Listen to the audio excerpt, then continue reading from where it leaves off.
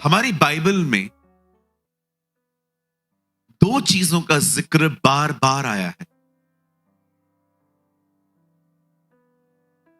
पुराने नियम में बहुत जिक्र है कि प्रभु देह में आएगा, और हम जानते हैं प्रभु यीशु मसीह नए नियम में देह में आए, और नए नियम में बहुत जिक्र है कि वो दोबारा आएगा।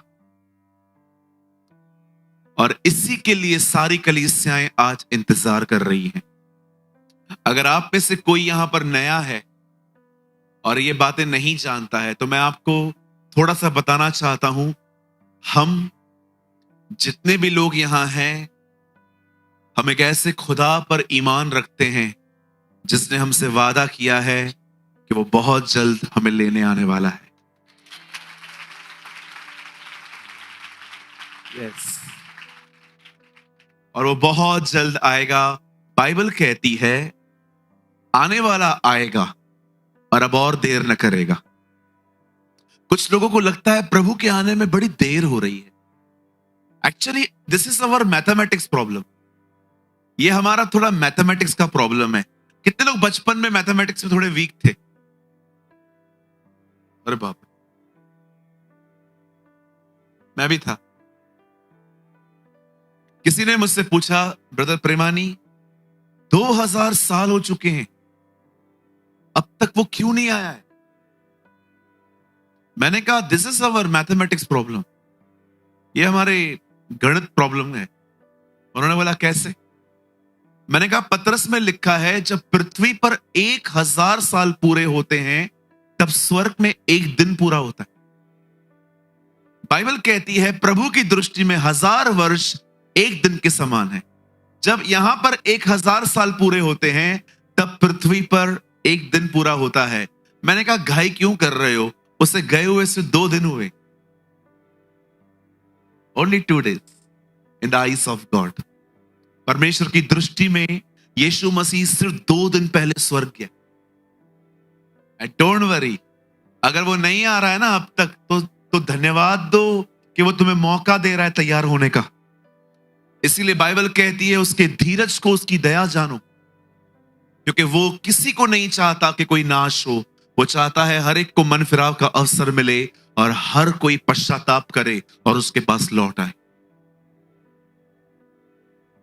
मैं कई बार जब ये बात सुनता हूं कि कोई मुझे कहे कि प्रभु आने वाला है, ट्रस्ट में थोड़ा थोड़ा डर भी लगता है। कोई है मेरे साथ कि मैं अकेला डरता हूं? थोड़ा बहुत डर भी लगता है ना। बताओ क्यों लगता है? क्योंकि अभी तक हम उतने तैयार नहीं हैं। भाई मैं दूसरों की बात नहीं जानता हूं, मैं अपने बारे में बहुत अच्छे से जानता हूं। हो सकता है आप तैयार हो, मैं नहीं हूं। मेरे लिए प्रार्थना करो कि मैं भी हो जाऊं। सो आज मैं आपको उसके बारे में कुछ बताना चाहता हूं कि उसके लौटने से पहले हमें क्या करना है। अब हमेशा याद रखना, जिन कुंवारियों ने उसको आते हुए देखकर तैयारी शुरू की, वे रह गई। जो तैयार थी वे गई। If you read Bible very slowly, जब दूल्हा आता है और जिन्होंने उसके आने पर तैयारी शुरू की है वो रह गई, लेकिन जो तैयार थी वो चली गई। देखा जाए तो तैयारी के दिन नहीं है, तैयार रहने के दिन है। और आप में से कितनों की बात जानते हैं ये आपका घर नहीं है।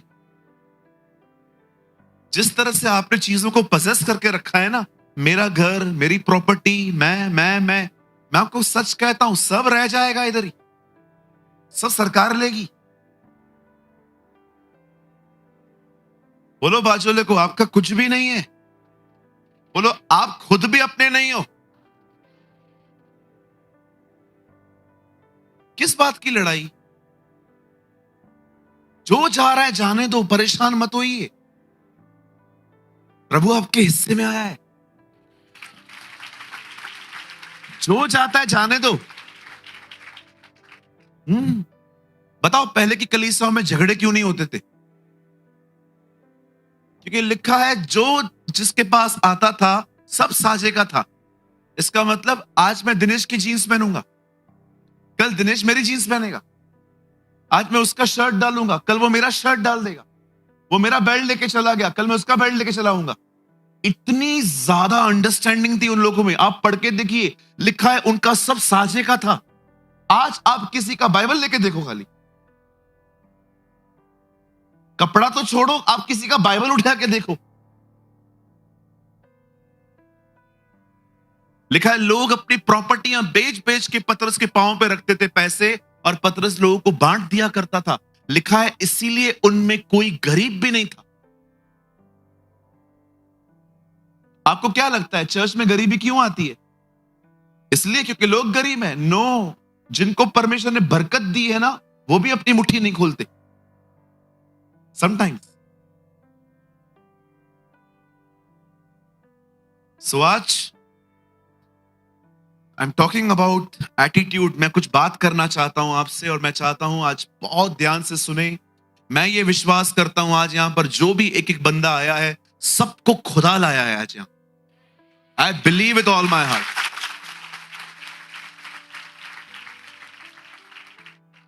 आप सब तैयार हैं? स्टार्ट करें? चलिए मेरे साथ बाइबल खोलिए। Open your Bible with me. मत्ती रचित सुसमाचार, the gospel of Matthew, chapter 24।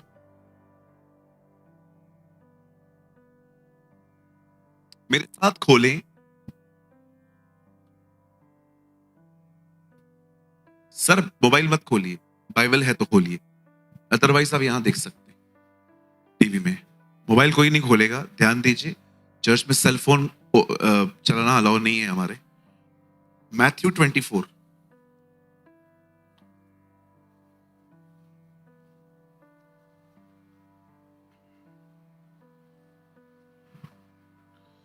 और मैं आपके लिए पढ़ रहा हूं 24 का 3 वचन। यहां लिखा है, जब वह जैतून पहाड़ पर बैठा था तो चेलों ने एकांत में उसके पास आकर कहा, हमें बता कि ये बातें कब होंगी, तेरे आने का और जगत के अंत का क्या चिन्ह होगा।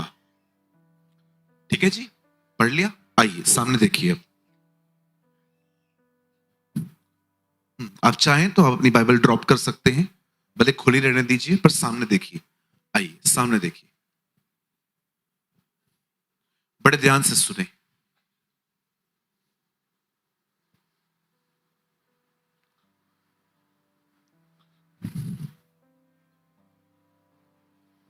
आइए बड़े ध्यान से सुने। बाइबल कहती है परमेश्वर का पहला मंदिर सुलेमान ने बनाया था। उस मंदिर को बनने के लिए बाइबल कहती है 7 साल लग गए थे। पूरी तरह से वो जो मंदिर था वो संगमरमर के पत्थर का बना हुआ था। आप देख सकते हैं इंग्लिश में लिखा है ग्रेनाइट यूज किया गया था। और आप सभी जानते हैं इज़राइल जब परमेश्वर के खिलाफ गया, तब नबूकदनेस्सर ने उस मंदिर को तोड़ दिया और जितने यहूदी उन दिनों में रहते थे उन सबको गुलाम बनाया। लेकिन कुछ सालों के बाद बाइबल कहती है बेबीलोन के शासन में एक ऐसा राजा पैदा हुआ जिसका नाम था क्रूसो, और परमेश्वर ने उसका मन उभारा और कहा यहूदियों को जाने दे कि वो अपना मंदिर फिर से बनाएं। और बाइबल कहती है यह मंदिर फिर से बना।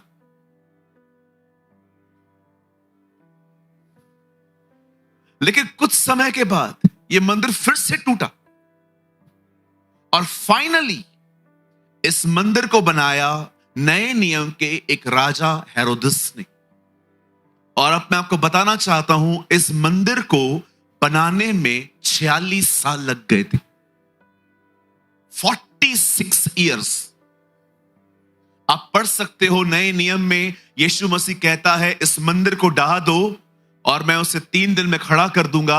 तब लोग कहते हैं इस मंदिर को बनाने में 46 साल लग गए हैं और तू कहता है तू उसे तुरंत बना देगा। 46 ईयर्स, 46 साल लगे थे मंदिर बिल्ड करने में। और जब वो मंदिर 46 साल के बाद इतना खूबसूरत बना कि चेलों ने उसे देखा और यीशु मसीह को कहा, प्रभु क्या आप इस भवन को देख रहे हो? तब यीशु ने पहली बार विनाश की बातें की। प्रभु ने कहा, कुछ भी नहीं बचेगा, सब खत्म होगा। जब चेलों ने, वॉइस बढ़ाइए, जब चेलों ने यीशु के मुंह से ये बातें सुनी, तब उन्होंने यीशु से एक लाइन में 2 सवाल पूछे, आपका आना और दुनिया का अंत कब होगा, हमें बताइए। यीशु ने उन्हें कोई तारीख नहीं बताई कि मैं कब आऊंगा। यीशु ने उनको कोई ईयर नहीं बताया कि मैं कब आऊंगा, लेकिन यीशु ने उन्हें सीजन्स बताई कि उसके आने से पहले एक मौसम आएगा। यीशु ने उन्हें कहा, उसके आने से पहले नूह के दिन आएंगे। अब नूह के दिनों को समझने के लिए नूह के दिनों के विषय में पढ़ना पड़ेगा, और परमेश्वर के अनुग्रह से मैंने वो पढ़ा और मुझे पता चला कि नूह के दिनों में लोगों के दिमाग कहां लगे हुए थे। बाइबल कहती है नूह के दिनों में लोगों के दिमागों पर एक चीज चढ़ी हुई थी, और वो थी खाना। कहिए खाना। पर मैं ये बिलीव करता हूं, जितना आज क्रेज है ना, उससे तो कम ही होगा। जितना आज जुनून है ना खाने का, हो सकता है आप में से बहुत सारे लोग फूडी ना हो, लेकिन अगर आप यहां से बाहर जाएं तो बहुत सारे बिजनेस बर्बाद हैं, लेकिन आप किसी भी खाना बेचने वाले को कभी बर्बाद नहीं देखोगे। सबका चल रहा है। जो कचौड़ी बेच रहा है वो भी खाली करके जा रहा है, जो छोले भटूरे बेच रहा है वो भी खाली करके जा रहा है। आपको पता है इन दिनों में खाने का कितना क्रेज है। सुबह खाना खत्म नहीं होता और बीवी से पूछते हैं दोपहर में क्या बना रही है? भाई साहब ये तो खाओ, ये भी डाइजेस्ट नहीं हुआ होगा अभी तक। और जब दोपहर में हम खाते हैं, हम पूछते हैं रात को। और कुछ कुछ लोग तो ऐसे भी होते हैं मेरी तरह, जो रात को 3 बजे उठ के भी डब्बे खोलते होंगे कि कुछ पड़ा तो नहीं है। कोई है मेरे साथ 3 बजे उठ के भी खा लेता है? मैं खा लेता हूं। फिर क्या हुआ? इसमें क्या क्राइम थोड़ी है, कमजोरी है। हाँ बिल्कुल। अभी 10 दिन पहले हमने रात को 10 दिन नहीं, कुछ महीने पहले हमने रात को आधी रात को मोमोज मंगाए। ब्रदर किसने? मैंने और साहिल ने। साहिल कौन है ब्रदर? माय नेफ्यू। हमने आधी रात को, और मुझे तो समझ में नहीं आ रहा था, मैं तो सोच ही रहा था, उसने मंगा भी लिए। मैंने उसको खाली शेयर किया था, कल चलते ना मोमोज खाने के लिए। कल काय को? अभी जोमैटो जिंदाबाद। आप शायद माने या ना माने, मैं जहां मैं रहता हूं, जिस टाउन में, इट्स अ स्मॉल टाउन, कोई बड़ा नहीं है, 11 किलोमीटर का है हमारा जहां हम रहते हैं। एक भी मॉल नहीं है। टोटली हम लोग के आसपास बिजनेस ही बिजनेस है जहां मैं रहता हूं। जहां मैं रहता हूं वहां पर आज से 10 साल पहले, मुझे बहुत अच्छे से पता है, 7 या 8 रेस्टोरेंट्स थे। 5 कैंप्स हैं हमारे यहां। मैं कैंप 3 में रहता हूं। आज उसी 11 किलोमीटर के दायरे में 1150 रेस्टोरेंट्स हैं। आपको चाहिए आप गूगल करके देखो, 1100 भी 2 साल पहले जाने थे मैंने, अभी 1400-1500 होंगे। छोटे छोटे स्टॉल, बड़े बड़े स्टॉल। यहां वड़ा पाव मिल रहा है, वहां पर छोले मिल रहे हैं, वहां पर कुलचे मिल रहे हैं, कहां क्या मिल रहा है, और सब फुल है। कोई भी फारिग नहीं बैठा है कि आप जाओगे और 2 मिनट में दे देगा। रुको रुको रुको, ऐसे बात करते हैं जैसे फ्री में मांग रहे हैं। मुझे आज भी याद है, मैं कुछ दिन पहले किसी के पास गया और मैंने कहा सर ये दे दो। रुको, मैंने कहा प्रभु क्या एटीट्यूड है यार, मैं तो कुछ हूं ही नहीं यार। ऐसे बोला, वेट करो, सरकारी काम 6 महीना थाम। खाने के लिए इतना एटीट्यूड यार, सोना बेचते तो मारे डालते लोग। सच्ची बोलता हूं, ऐसे ऐसे बात किया। रुको, एक्चुअली बहुत लोग खड़े हुए थे, कोई भजिया मांग रहा था, कोई दाल मांग रहा था, कोई पकवान मांग रहा था। मैं बीच में गया, मैंने कहा अंकल आलू का भजिया है क्या?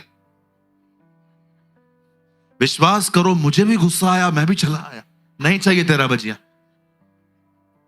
बता फिर क्या खाया? भूखा रहा। घमंड गंदी चीज है, भूखा रख देती है। बोलो बाजू वाले को, घमंडी भूखे रह जाते।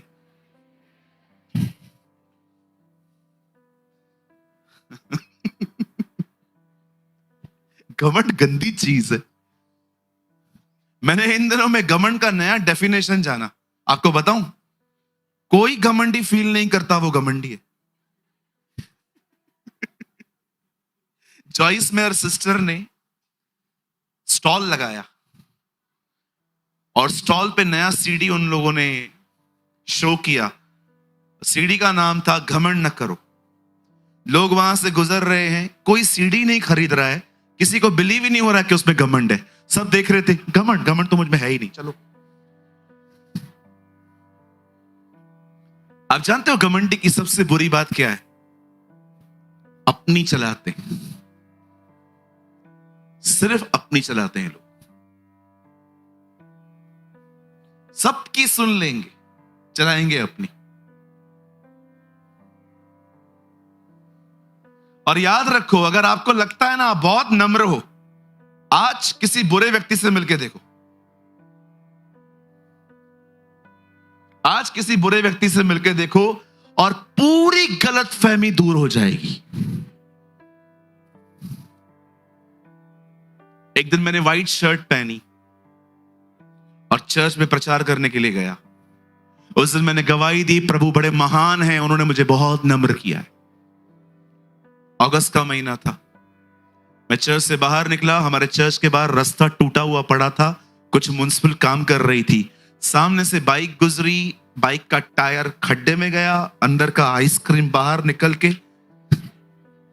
मेरे शर्ट पे आया। मैंने उसे इतना चिल्लाया उस भाई को, मेरा मन किया मैं गाड़ी निकाल के जाऊं और दो डालूं। सच्ची कहता हूं, मेरा मन किया मैं दो डालूं। और मुझे परमेश्वर ने कहा, तुझे पता है वो बाइक मैं लेके आया। प्रभु क्यों? ताकि तेरी गलत फहमियां दूर हो कि तू नम्र है। मैंने कहा थैंक यू जीसस। परमेश्वर ने ये दुनिया ऐसे बनाई है, हर दिन आपको लोग आपसे मिलवाएंगे, ट्रस्ट मी और नॉट। परमेश्वर ने ये सृष्टि ऐसे बना के रखी है, लोग हर दिन आपको आपसे मिलवाएंगे। आपको लगता होगा खुदा आपको लोगों से मिलाता है, गलत। परमेश्वर हर दिन आपको आपसे मिलवाना चाहता है कि आप कौन है। ये चीज मुझे समझ में आ गई है, इसलिए अब शिकायतें लोगों से बड़ी कम हो गई हैं। तूने ऐसा किया, तूने ऐसा किया, तूने ऐसा किया, तूने ऐसा किया। मुझे लगता है नहीं, मुझे परमेश्वर लोगों से नहीं मिलवाता, मुझे परमेश्वर मुझे खुद से मिलवाता है कि मैं खुद की गंदगी को पहचानूं।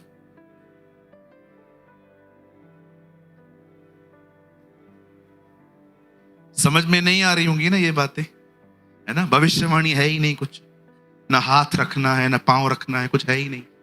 वो बातें ज्यादा समझ में आती है ना हमें। चमत्कार, कुछ करो ब्रदर, कुछ करो।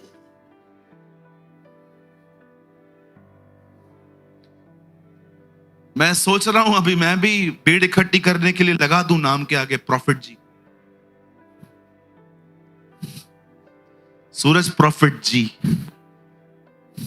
चमत्कार करने वाला, भविष्यवाणी करने वाला, हाथ रखने वाला। सुनील भाई जगह ढूंढो। अभी मैं नेक्स्ट मीटिंग में बैनर लगाने वाला हूं यहां पर, प्रॉफिट जी का। सब आएंगे, पैसा भी दे के जाएंगे, प्रार्थना भी करवा के जाएंगे। खाली हाथ खाली सर।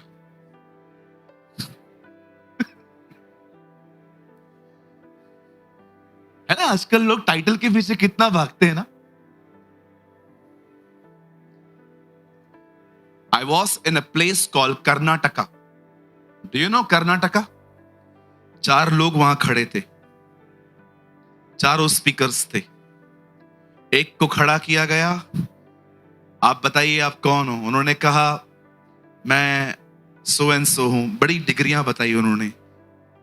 दूसरे ने भी अपनी डिग्रियां बताई, तीसरे ने भी अपनी डिग्रियां बताई, लेकिन चौथा उसने अपना इंट्रोडक्शन ऐसे दिया जो मैं कभी आज तक नहीं भूल पाया हूं। उसने कहा मैं उस खानदान का हूं जिसको परमेश्वर ने अदन की वाटिका में से निकाला और सिर्फ उसके अनुग्रह से बचाओ। Wow, what a man, what a man of God. मैं सिर्फ एक पापी हूं, उसकी दया से बचाया गया। हालेलुया। अरे कौन है हम? किस बात का घमंड है हमें? हुआ हम हैं कौन? किस चीज का प्राइड है?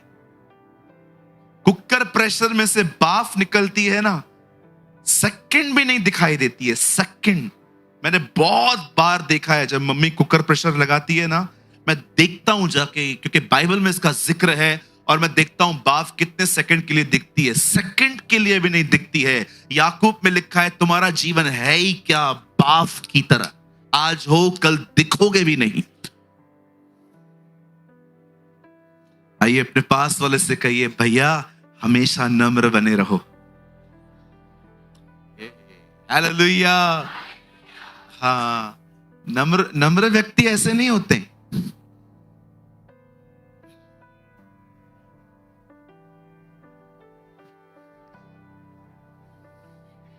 है ना? आपको लगता होगा ना पास्टर कितना नम्र है। नम्र व्यक्ति इससे पहचाना जाएगा जब चिमटी मारेंगे तब वो क्या करता है। नम्रता से नहीं जाहिर होती कि मैं कैसे बैठता हूं। नम्रता ये होती है जब आपके बाजू वाला को कहता है थोड़ा और आगे बढ़ना, थोड़ा और आगे बढ़ना, थोड़ा और आगे बढ़ना। कितना बढ़ूं? क्या है? तू ही बैठ।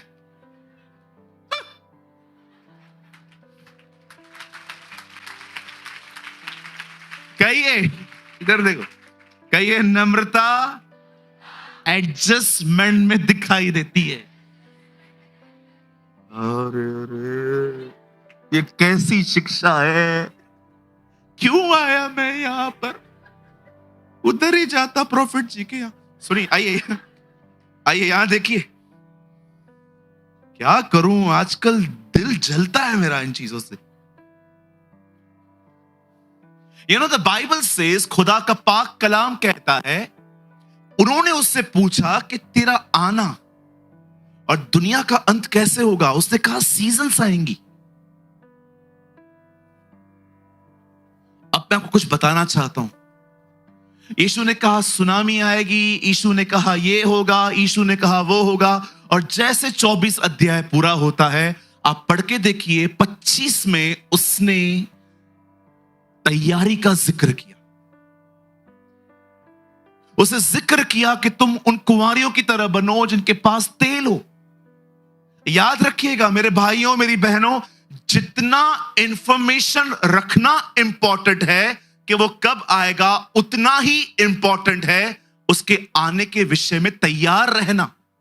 सोचो कितना डेंजरस है ये कि you know who is antichrist, what is one world government, what is 666, what is entire Christ, कौन है ये, कौन है वो। You know each and everything but you are not ready. जरा सोचो, आप मसीह विरोधी को जानते हो, आप 666 को जानते हो, आप ये जानते हो, आप वो जानते हो, यू नो द सीजन्स, लेकिन आज भी आपका गुस्सा, घमंड, जलन कंट्रोल में नहीं है।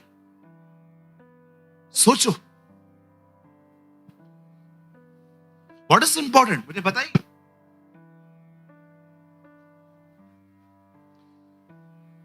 अगर आप में से कोई ऐसा है जो सच में प्रभु के आने के लिए तैयार होना चाहता है, तो सिर्फ आने वाले 15 मिनट आप मुझे दीजिए, मैं कुछ समझाना चाहता हूं आपको। बड़े ध्यान से सुने। बाइबल कहती है एक जगह थी जिसका नाम था शूशन। वहां पर एक राजा था जिसका नाम था शरक्ष। और उसकी जो रानी थी उसका नाम था वश्ती। बाइबल कहती है एक दिन आया, and you know this is a first book in the Bible जिसमें हिंदुस्तान का नाम है एस्तर। देखो हमारा यीशु हमारे हिंदुस्तान का खुदा है।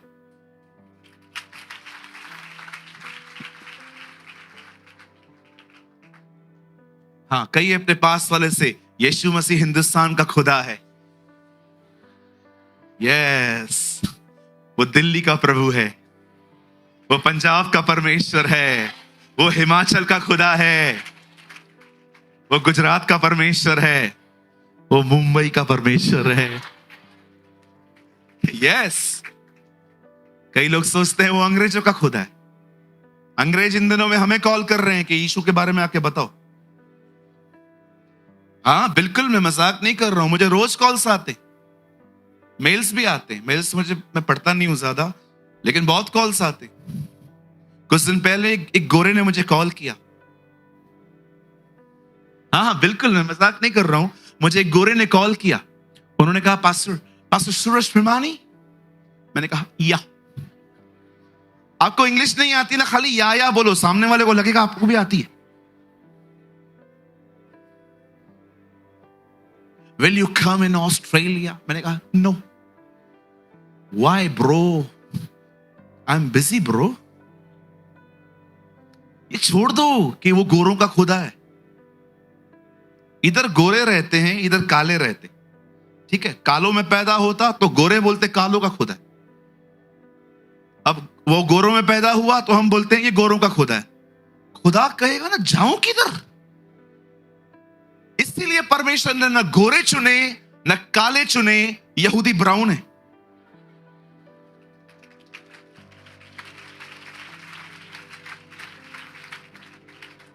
आपको चाहिए आप स्टडी करके देखिए, यहूदी ब्राउन होते। प्रभु ने कहा लफड़ाई खत्म, न गोरा हूं न काला हूं, मैं ब्राउन हूं भाई। You know the Bible says एक दिन आया जब शरेक्स राजा ने अपने शासन में एक बहुत बड़ा जिनावर दिया। जिनावर का मतलब होता है दावत दी। आप मान सकते हैं ये दावत कितने दिन चली है? 180 डेज, 180 दिन ये दावत चली है। इस दावत के अंदर हर तरह का खाना था, लेकिन बाइबल कितनी सच बताती है ना। बाइबल लिखा है किसी को भी शराब पीने के लिए जबरदस्ती नहीं की जाती थी, शराब के लिए हर एक की इच्छा थी। लिखा है शराब तो नीति के अनुसार पिलाई जाती थी, किसी को भी बरबस नहीं किया जाता था। बाइबल कितना क्लियर अकाउंट देती है ना कि ऐसा था। और एक दिन राजा पूरी तरह से शराब में डूबा हुआ अपने लोगों को बुला के कहता है जाओ रानी को बोलो सर पे ताज पहनकर सामने आए। अब जब वश्ती के पास मैसेज जाता है, वश्ती कहती है नहीं, आई विल नॉट कम, मैं नहीं आने वाली। वो एम्बैरेस फील कर रही थी कि इतने सारे पिए हुए लोगों के बीच में मैं क्यों जाऊं। एंड यू नो जब राजा को यह बात पता चलती है इस औरत ने आने से मना कर दिया है, प्राइड में आके राजा उसको रानी के पद से ही हटा देता है। वो लोगों को बुलाता है और कहता है क्या किया जाए, इसने मेरी आज्ञा नहीं मानी है। वो कहते हैं, वो भी आग में घी डालने वाला काम करते हैं। वो भी कहते हैं हाँ बात तो सही है, इससे तेरी बात नहीं मानी है। अब अगर तेरी औरत तेरी बात नहीं मानती, कल से हमारी औरतें हमारी बात भी नहीं मानेंगी। आप पढ़ के देखिए, वहां ऐसा लिखा है, अब हमारी औरतें हमारी बात भी नहीं मानेंगी। कई लोगों को डुबाने के लिए शैतान कभी कभी एक आदमी का उपयोग करता है, पता है? बिल्कुल, इस दुनिया में कुछ भी यूजलेस नहीं है, एवरीथिंग इज यूजफुल। किसी ने कहा I am a bad person, still I am a useful, you can use me as a bad example. कुछ समझा आपने? किसी ने कहा मैं खराब भी हूं तो भी गलत नहीं हूं, तुम जहां पर भी खराब उदाहरण देना चाहो मेरा दे दो। कहते ना हम लोग कभी कभी झगड़ों में, हिटलर है तू हिटलर, देते हो ना एग्जाम्पल आज भी, है ही तो हिटलर। हम जानते हैं हिटलर कौन था।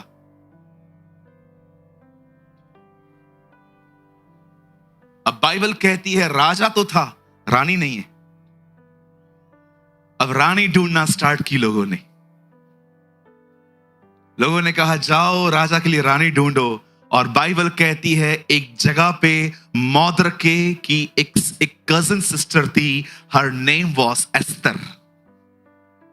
एक आदमी था जिसका नाम था मौद्रके, और बाइबल कहती है उसकी एक चचेरी चाचा की माता पिता मर चुके थे, इस आदमी ने उसे पाला था, उसका नाम एस्तर था। और लिखा है वो बड़ी रूपवती थी। मैंने हिंदी पढ़ी है, मैं इसलिए बता पा रहा हूं। लिखा है वो बहुत ज्यादा ब्यूटीफुल थी। उसको भी लिया गया, कुछ औरतों को लिया गया और सबको राजा के दरबार में बुलाया गया। और अब सुनिए, मैं कुछ बताना चाहता हूं यहां। जो लड़कियां राजा के भवन में पहुंचाई गई, उन्हें शुद्ध करने की कुछ चीजें दी गई, उनका खाना बदला गया, और लिखा है उनको अलग कुछ सहेलियां मिली। ब्रदर एक काम तो करिए, लगाइए एस्तर, आप मत खोलिए,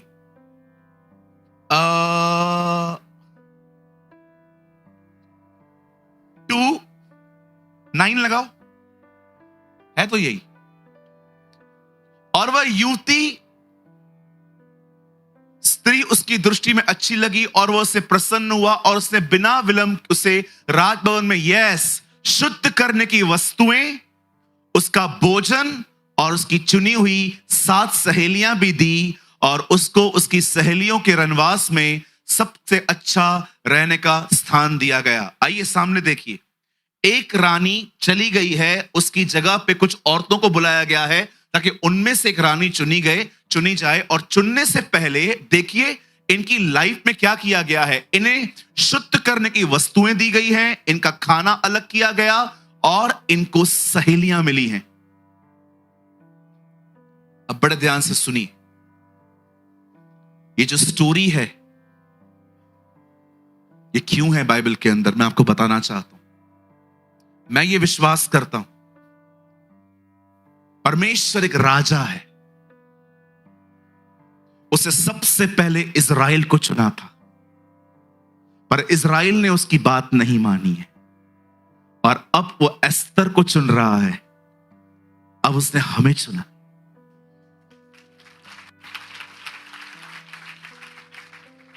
लेकिन याद रखिए, उसने आपको चुना है, पर क्या चुने हुए लोग उसकी दुल्हन बन रहे? अब तक वो रानी नहीं बनी है, उसका चुनाव हुआ है। बुलाए हुए बहुत हैं, चुने हुए बहुत कम हैं।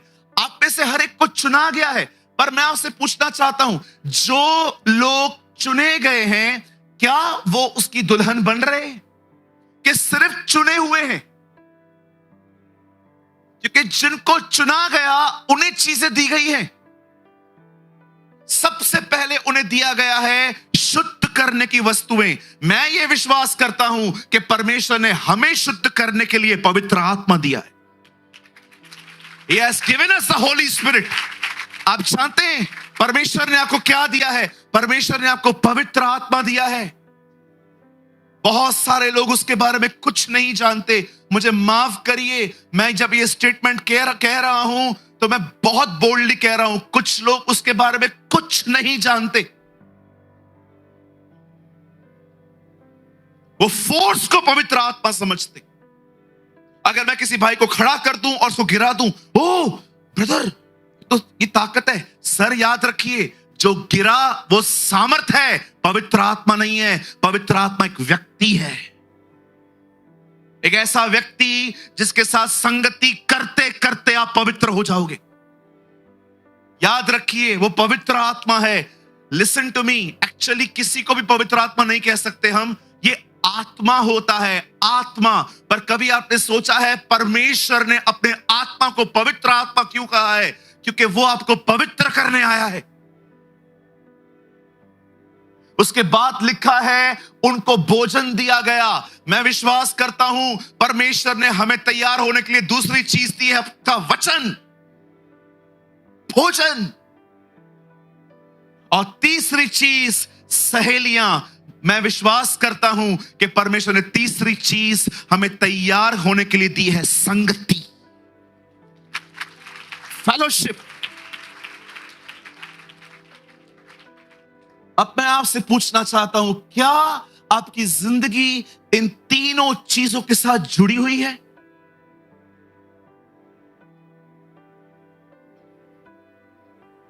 अगर आप एक ऐसे व्यक्ति हैं जो सिर्फ परमेश्वर के वचन को मानते हैं लेकिन पवित्र आत्मा के चलन पर विश्वास नहीं करते, आप कभी तैयार नहीं हो सकेंगे। कुछ लोग ऐसे होते हैं जो अगर उनके सामने अगर कोई गिर जाए, कोई उठ जाए या कुछ सुपर नेचुरल हो तो उसको देखते रहते। Why you behave like this? कुछ लोग को लगता है नहीं, टीचिंग जो है ना वो सही होनी चाहिए, पर वे पवित्र आत्मा की मूवमेंट को नकार देते। मुझे आज भी याद है, मैं एक जगह पे प्रचार कर रहा था और जब मैंने प्रचार करना स्टार्ट किया, कुछ लोग पवित्र आत्मा से भर के अन्य भाषाओं में बातें कर रहे थे और कुछ लोग सिर्फ उन्हें देखकर मुंह बना रहे थे, बिकॉज वो बिलीव ही नहीं करते कि पवित्र आत्मा का चलन क्या होता है। वो सोचते हैं सिर्फ वचन ही सब कुछ होता है। जी, वचन और आत्मा दोनों चाहिए। अच्छा, कुछ ऐसे भी होते हैं जो सिर्फ ये सोचते हैं कुछ हो नहीं रहा है, कुछ हो नहीं रहा है, इस कलीसिया में कोई गिरता नहीं है, इस कलीसिया में कोई उठता नहीं है, इस कलीसिया में सिर्फ वचन है, और इसीलिए वो सोचते हैं यहां तो कुछ भी नहीं है। आप देख रहे हो हम कितने इम्बैलेंस हैं। मैं परमेश्वर के वचन पर भी विश्वास करता हूं और मैं पवित्र आत्मा के चलन पर भी विश्वास करता हूं। अभी मैंने यहां पर इस कलीसिया में बहुत वचन दिया है। समझो आप किसी और जगह पे जा रहे हो जहां वचन के बाद बहुत सारे काम हो रहे हैं, चमत्कार हो रहे हैं, तो आप क्रिटिसाइज न करें वहां पर किसी को भी, ये क्या हो रहा है, वचन तो है नहीं, सिर्फ ये सब हो रहा है। सुनिए, हमें दोनों की आवश्यकता है। हमें वचन भी चाहिए, हमें पवित्र आत्मा का चलन भी चाहिए। झूठी शिक्षा पता है होती क्या है? What is wrong teaching? झूठी शिक्षा होती है जिसमें पिता और पुत्र और पवित्र आत्मा से एक को निकाल दें वो लोग। झूठी शिक्षा वो होती है कि वचन खोल के आप अपनी ही शिक्षा घुसेड़ रहे हो अपने अंदर, अपने। अभी सिंपल मैं आपको एक बात कहना चाहता हूं, यहां देखिए, मैंने इस कलीसिया में आज तक किसी बच्चे को प्रभु बोझ दिया? क्यों नहीं दिया? क्यों नहीं दिया? क्योंकि मैंने यीशु मसीह को नहीं देखा कि उसने पतरस से कहा जा तेरे बच्चों को भी लेकर आ।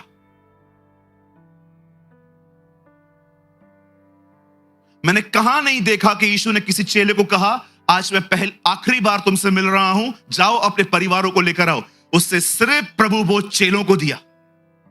इवन आप पढ़ सकते हो पेंटिकॉस्ट के दिनों में जब पतरस से प्रचार किया, लोग विश्वास में आए, बपतिस्मा लिया, उसके बाद लिखा है 242 में कि उन्होंने प्रभु बोझ की रोटी तोड़ी। मैं किसी को भी यहां पर प्रभु बोझ दे दूं, भाई ये तू खा ले, और बाहर जाके वही व्यक्ति गुटखा भी खा रहा है, किसी के सामने चढ़ी हुई चीजें भी खा रहा है, कौन जिम्मेदार है इसका? इसलिए बाइबल कहती है तुम परमेश्वर के और दुष्ट आत्माओं के कटोरे में से एक साथ नहीं ले सकते। लेकिन कुछ लोग देते हैं, क्यों? क्योंकि उन्हें पब्लिक बढ़ानी है।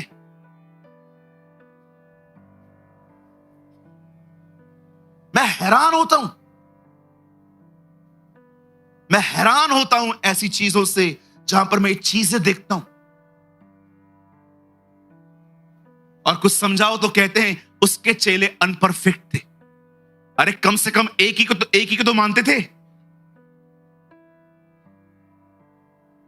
वो थोड़ी कहीं और जाते थे, एक ही को मानते थे। वो मार खाई उन्होंने, फिर भी यीशु को नहीं छोड़ा उन्होंने।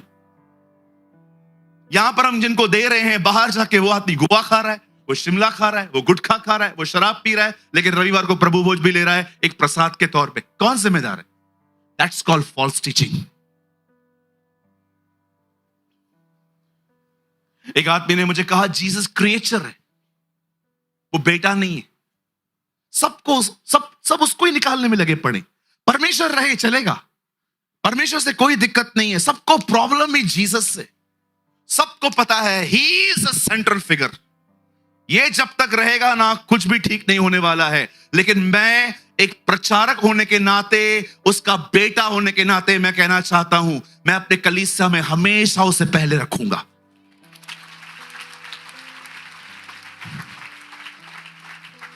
ओ, मैं आप में से हर एक को कहना चाहता हूं जो इस कैमरा से मुझे देख रहे हैं, उसको निकालने के पीछे लगे पड़े हो।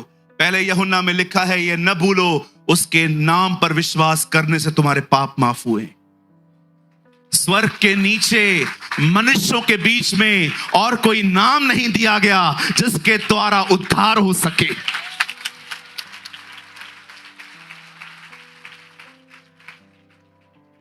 कोई उसको बेटा से नबी बनाने के पीछे लगा पड़ा है तो कोई क्या कर रहा?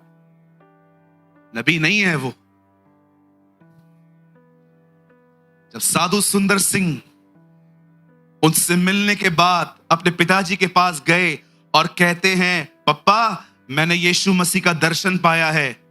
उसके पप्पा ने कहा, तुझे पता है हम लोग कौन है? बोला, कौन है? हम राजाओं के घरों के। उन्होंने कहा, पप्पा जो मुझसे मिलने आया था ना, उसने कहा मैं राजाओं का राजा हूं। आप जाइए, आप किताब पढ़िए, 32वें नंबर पेज पे लिखी है ये बात, मैंने पढ़ी है खुद। कोई उसको नबी बनाने के पीछे है, कोई कहता है अच्छा व्यक्ति था, कोई कहता है परम पूज्य था, कोई कहते हैं चमत्कारी पुरुष था। कुछ भी नहीं था वो इनमें से। वो मालिक है, वो मालिक है। राज्य, पराक्रम और महिमा केवल और केवल उसी की है।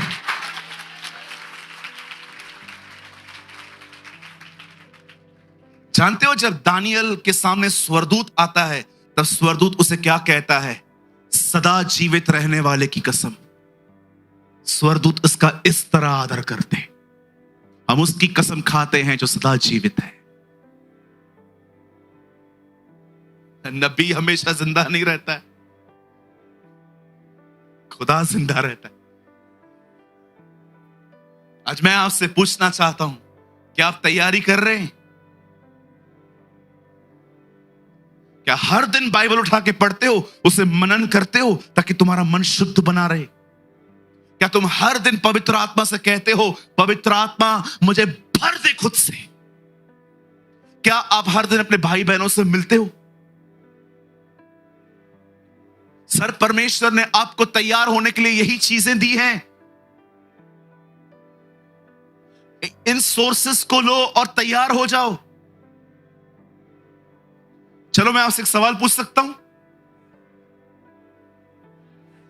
कितने लोग ये बात जानते हैं पुराने नियम का पहला राजा कौन था? दाऊद के शाऊल? शाऊल। बताइए, शाऊल को अपॉइंट किसने किया? शमूएल ने। Very good, good answer brother. मुझे बताइए, जब शाऊल ने गलतियां की उससे मिलने कौन आया? सैमुएल मिलने आया। Very nice. उसके बाद बाइबल कहती है एक और राजा आया, उसका नाम था दाऊद। बताइए, दाऊद ने जब बतशबा के साथ पाप किया और उस पाप को छुपाने के लिए उसे उरिया की मौत करवाई, मुझे बताइए उससे मिलने कौन आया? नातान आया। Very good. शाऊल ने पाप किया, शमूएल आया। दाऊद ने पाप किया, नातान आया। अब मेरा एक सवाल है आपसे, सुलेमान ने इतना पाप किया, उससे मिलने कोई क्यों नहीं आया? एक भी नबी नहीं आया उसके सामने कि तू क्या कर रहा है? तेरे बाप, तुझे पता है तेरा बाप कौन था? Do you know who is your dad? You are the man. तू दाऊद का है, दाऊद का। बताओ क्यों नहीं आया? किसी से नाता ही नहीं रखा था भाई साहब ने। जिस दिन मंदिर में गया, रिबन काट के आया। पढ़ के देखो, उसके बाद कभी मंदिर गया ही नहीं। इनॉग्रेशन डे, लास्ट डे, जिस दिन रिबन काट के आया ना, उसके बाद कभी गया ही नहीं। हजार औरतें, 300 बीवियां, 700 रखेलियां, मेरी बाइबल में लिखा है। मुझे तो समझ में नहीं आता है 1000 का नाम कैसे याद रखा होगा। आज 485 को ले आओ, ऐसे बोलता होगा। क्या हमारी किताब है, बहुत किताबें पढ़ी मैंने, हर कोई बड़ी बड़ी बातें, इसने इसको खाना खिलाया, इसने उसको पानी पिलाया, इसने इसको पैसे दिए, ये इसको वहां छोड़ के आया। बुरी बातें अपने बारे में लिखते ही नहीं है। लेकिन हमारी बाइबल देखो, आदम ने फल खाया, इसहाक ने झूठ बोला, अब्राहम ने झूठ बोला, याकूब ने गलत काम किए, मूसा से हत्या हो गई, शिमशोन व्यभिचार में गिरा, सुलेमान ने 1000 बीवियां रखी, दाऊद व्यभिचार में गिरा, यशाया घमंड करता था, लोगों पे हाय हाय कहता था, पतरस ने 3 बार इनकार किया, पौलुस को देखो, उसने कलीसियाओं को मारा पीटा। ओ मुझे बताइए क्यों परमेश्वर ने इन लोग की गलतियां लिखी हैं? ताकि आपको समझा सके कि देखो मैंने कुछ नहीं छुपाया है, ये सच्चा खुदा है।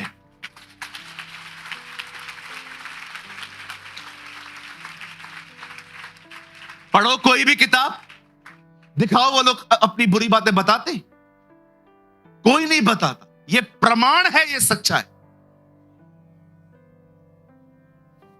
ये प्रमाण है, ये बाइबल सच्ची।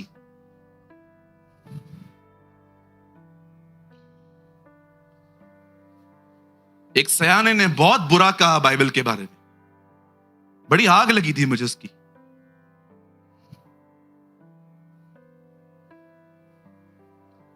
बोलता है इनका परमेश्वर झूठा परमेश्वर।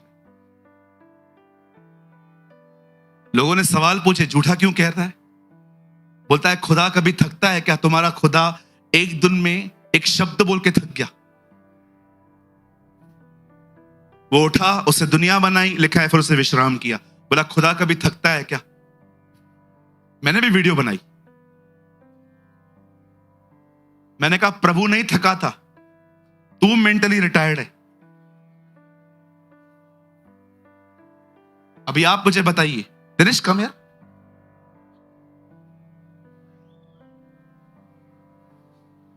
यहां देखिए, सालों पहले मैं दिल्ली आया, अकेला आया, प्रचार भी खुद करता था, वर्शिप भी खुद करता था, एड भी खुद डालता था, सब खुद करता था, कोई साथ नहीं था, ये सच है, सब अकेले करता था।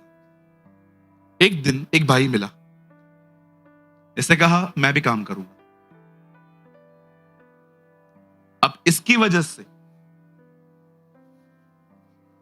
मैं आराम करता हूं, ये कर रहा है ना। जब परमेश्वर, उसके साथ कोई नहीं था, वो अकेला दौड़ रहा था, पर जिस दिन उसे आदम बनाया, उसके बाद उसे 6 दिन काम करके 7वें दिन आराम किया।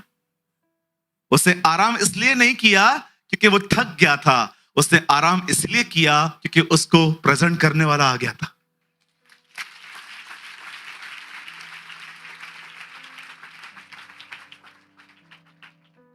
ये बाइबल समझना है ना, इधर देखो, ये अपनी बुद्धि से कुछ नहीं आएगा।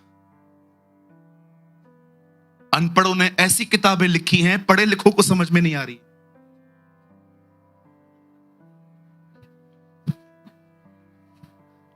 अगर नहीं सुना तो फिर से कहता हूं, अनपढ़ों ने ऐसी किताबें लिखी हैं, पढ़े लिखे सीईओ को नहीं समझ में आ रही है। बाइबल कॉलेज चलते हैं इसके ऊपर, पीएचडी होती है इसके ऊपर। परमेश्वर ने बाइबल कहती है ये मूर्खता है दुनिया की नजर में। कितनों की बात जानते हैं? प्रभु ने ये कहा ये मूर्खता है।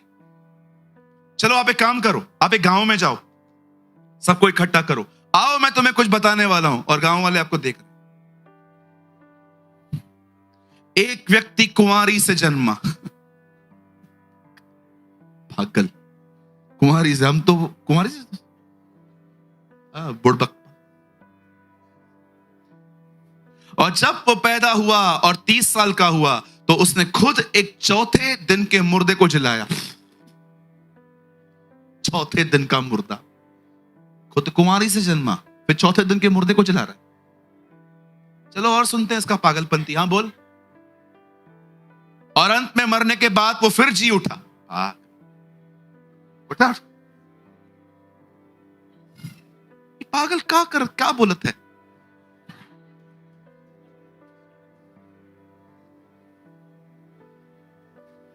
और मैं तुम्हें बताने वाला हूं, यही यीशु वापस बादलों पे आने वाला है। उठो उठो उठो उठो उठो, पागल पागल लोग का बोलत है, कैसा कैसा ऊपर से आवत है, हम तो ऊपर पंछी देखत है।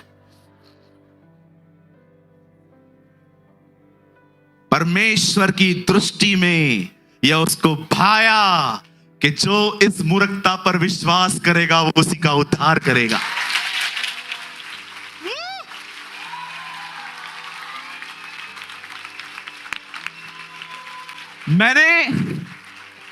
मैंने देखा है, मैंने देखा है गांव वालों को जीसस समझ में आता है, इन शहर वाले पढ़े लिखों को नहीं आता। Who knows God?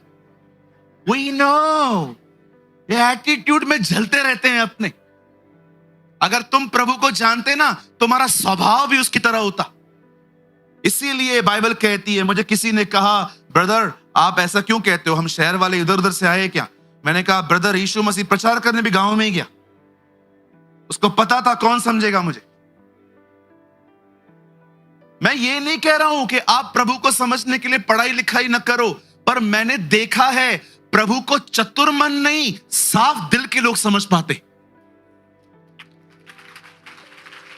साफ दिल के लोग।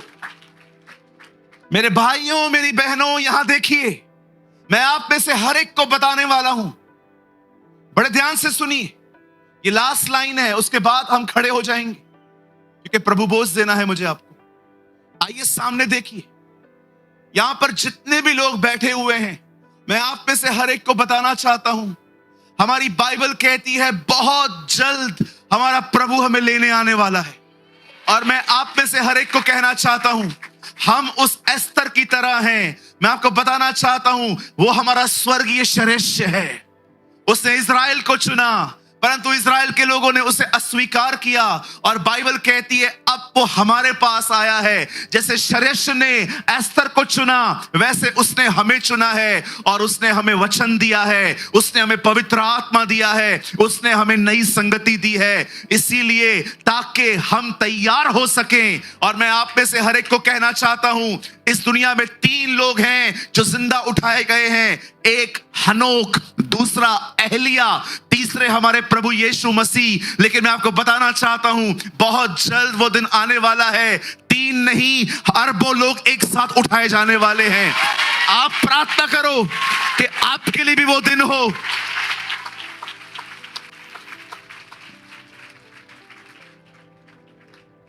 श्रेष्ठ की पत्नी ने उसकी आज्ञा का उल्लंघन किया और वो हटा दी गई। इस्राएलियों ने परमेश्वर की बात नहीं मानी, वे हटा दिए गए। श्रेष्ठ नई रानी ले आया, उसका नाम एस्तर था। परमेश्वर भी एक नई रानी लाया जो अन्य जाति हम हैं। आज मैं इस सभा में आप सबसे पूछना चाहता हूं, क्या आप उसके आने के लिए तैयार हो रहे हैं?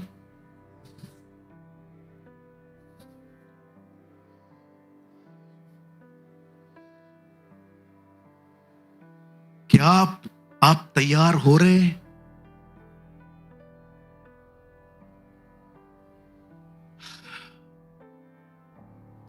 सूरज भाई, क्या होता है तैयार होना?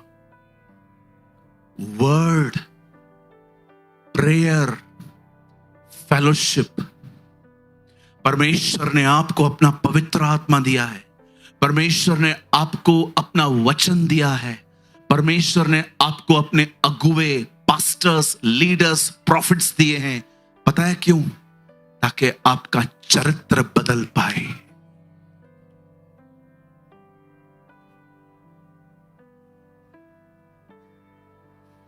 आप जानते हो यूसुफ से मेरा इतना क्यों जमता है? यहां पर एक भाई बैठे हैं, इस नेम इज यूसुफ। बहुत अच्छा दोस्त है वो मेरा। दोस्त भी छोड़ो, मैं ये कहूंगा बहुत अच्छा भाई है वो मेरा। बहुत हमारी अच्छी पट्टी है। लुधियाना में जब मैं जाता हूं, बिलीव मी, हम कार पे नहीं बाइक पे घूमते रहते साथ।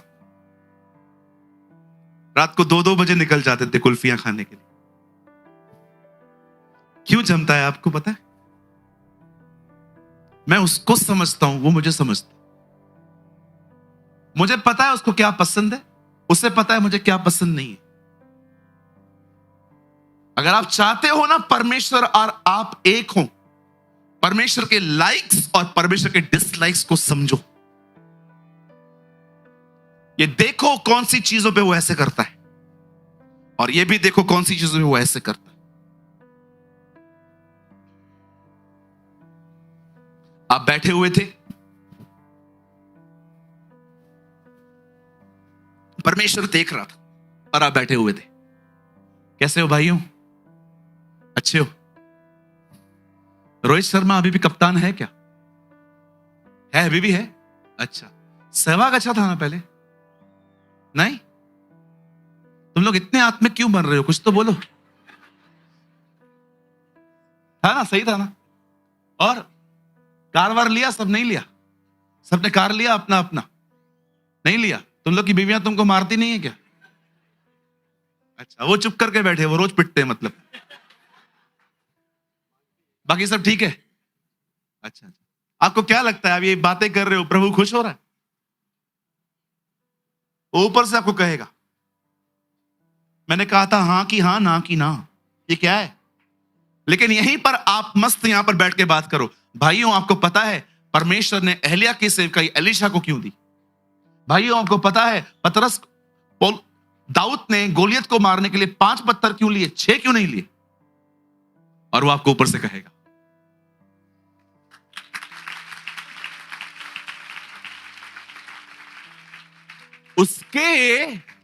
उसके लाइक्स और डिसलाइक्स को समझो।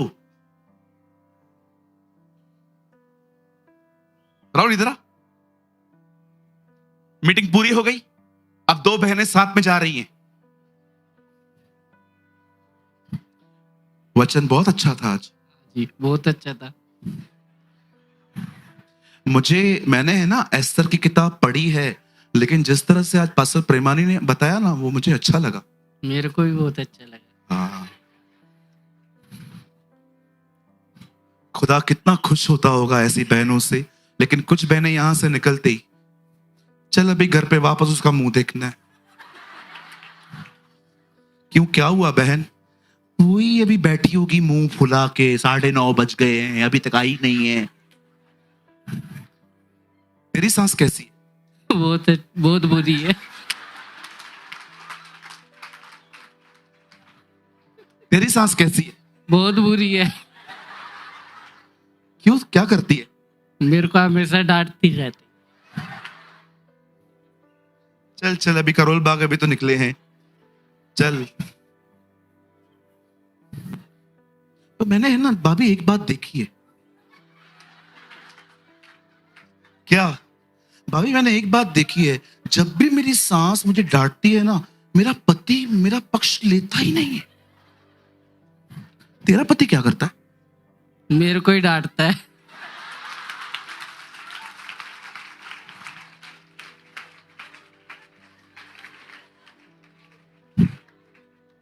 Understand his likes and dislikes. मैं हमेशा खुदा से कहता हूं, जब भी मैं कुछ कहूं, अप्रूवल दे, क्या ये सही था? और अगर अप्रूवल नहीं है तो मुझे डिलीट करना चाहिए। फिर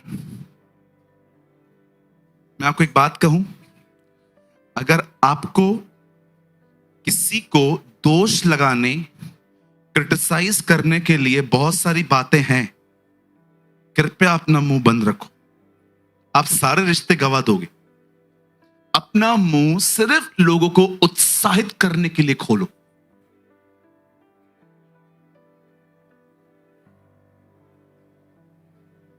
आइए अपने पास वाले से कहिए, अपना मुंह उत्साहित करने के लिए खोलो। बाइबल बंद कर दीजिए, सामने देखिए। भविष्य में वह दिन आ रहा है जब परमेश्वर अपनी स्वर्गीय एस्तर को लेने आएगा।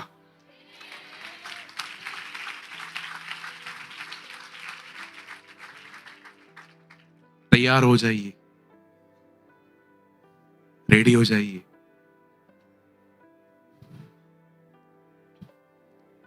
इसे सिर्फ पढ़िए मत, इसका उपयोग करिए कि चरित्र बदला जाए। सिर्फ प्रार्थना मत करिए, प्रार्थना में परमेश्वर को पुकारिए कि वो आपको चेंज करे। जब आप संगति में आते हैं, सिर्फ लोगों को ये मत दिखाओ आपको कितना ज्ञान है, आपको कितनी अच्छी आवाज है, आप कितने सुपीरियर हो, आप कितने पुराने मसीह हो। लोगों को अपनी स्पिरिचुअल लाइफ दिखाकर शो ऑफ मत करो। संगति में एक दूसरे की मदद करो, हेल्प करो, सहायता करो। संगति इसीलिए होती है ताकि हम एक दूसरे की सहायता कर सके, मदद कर सके। आजकल संगतियों में देखा है होता क्या है, सिर्फ एक आदमी दूसरे आदमी को दिखाने की कोशिश करता है, मुझे अन्य भाषा है, मैं पास्टर का बेटा हूं, मैं पास्टर की बेटी हूं, मुझे सूरज भाई फोन करते होंगे, मैं स्पेशल हूं, मैं ये हूं, मैं वो हूं। ये सब करने की क्या जरूरत है? एक दूसरे की मदद करो, सहायता करो। संगति क्यों होती है? ताकि हम एक दूसरे की मदद करें, हम एक दूसरे को उठाएं, हम एक दूसरे को जिलाएं, हम एक दूसरे से बातें करें।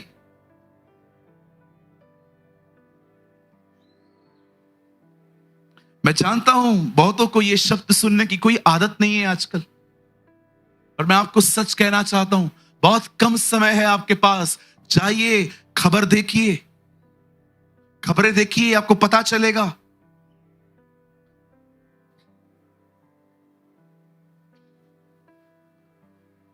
छोटा सा देश है, इतना सा,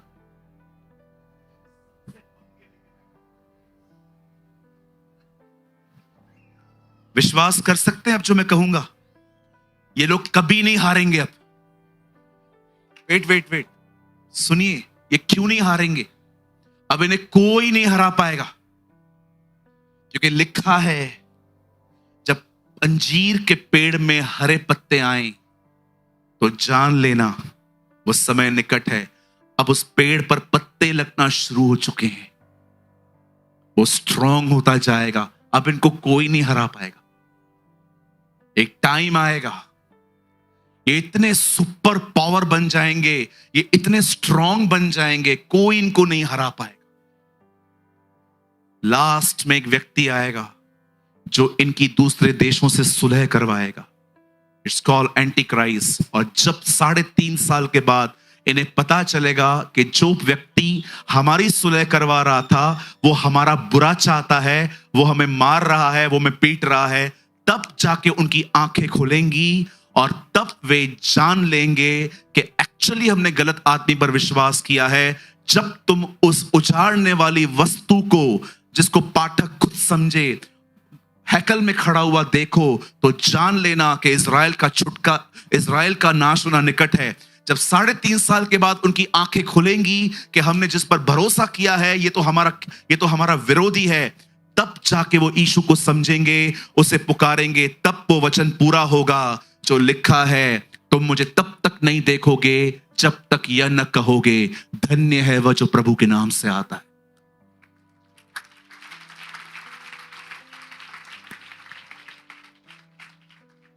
और तब वो आएगा और 1,44,000 को बचाएगा, हर गोत्र के 12,000।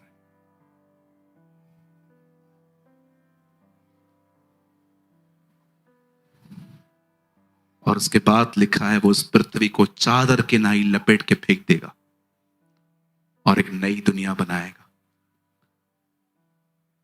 आप जानते हो आज दिन और रात हो रहे हैं, जैसे वो नया ले आएगा इस युग का अंत खत्म हो जाएगा और एक ऐसा युग आएगा न कभी दिन है वहां, न कभी वहां रात होगी। लिखा है परमेश्वर के अंदर से ज्योति निकलेगी और उसी से पूरा नगर चमकेगा।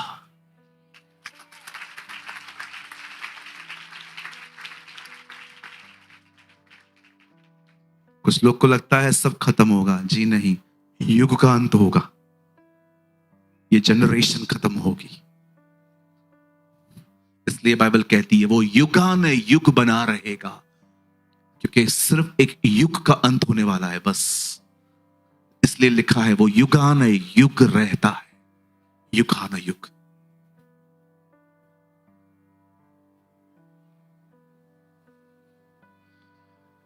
ऑनेस्टली मैं सिर्फ एस्तर के लिए ही बोलने वाला था, ये बातें मेरे जहन में थी इसलिए बाहर आ गई। मैं आने वाले दिनों में आपको और भी बहुत सारी बातें बताऊंगा, इफ गॉड विलिंग। आज कितने लोग हैं जो ठान रहे हैं कि आज से तैयारी करेंगे? गुड। मुझे आपसे यही उम्मीद थी कि आप में से हर कोई यही सोचेगा कि हमें तैयार होना चाहिए। आमीन।